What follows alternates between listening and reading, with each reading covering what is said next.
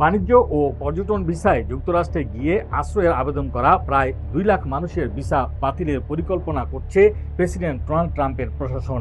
আসছে কয়েক সপ্তাহের মধ্যে এই কার্যক্রম শুরু হতে পারে। 2016 থেকে 2026 সালের মধ্যে B1 B2 ভিসায় যুক্তরাষ্ট্রে গিয়ে আশ্রয়ের আবেদন করা ব্যক্তিদের মধ্য থেকে প্রায় 2 লাখ মানুষের ভিসা বাতিল করা হবে। এ কার্যক্রম মার্কিন পররাষ্ট্র মন্ত্রণালয় ও স্বরাষ্ট্র মন্ত্রণালয়ের যৌথ উদ্যোগে বাস্তবায়ন করা হতে পারে। ট্রাম্প প্রশাসনের পরিকল্পনাটি বাস্তবায়িত হলে এটি যুক্তরাষ্ট্রের ইতিহাসে একসঙ্গে সবচেয়ে বড় ভিসা বাতিলের ঘটনা ঘটতে পারে।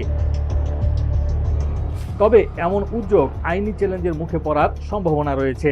মার্কিন পররাষ্ট্র মন্ত্রণালয়ের মুখপাত্র টমি বিগট জানিয়েছেন, অনেক বিদেশি অভিবাসী ভিসায় স্বল্প মেয়াদী দর্শনার্থী হিসেবে যুক্তরাষ্ট্রে প্রবেশের পর আশ্রয়ের আবেদন করেন এবং পরে দেশটিতে স্থায়ীভাবে বসবাসের চেষ্টা করেন। এসব আবেদনকারীকে শনাক্ত করে তাদের ভিসা বাতিলের সিদ্ধান্ত নেওয়া হয়েছে। তবে ঠিক কতজনের ভিসা বাতিল করা হবে সে বিষয়ে নির্দিষ্ট সংখ্যা জানাতে রাজি হননি পিগট।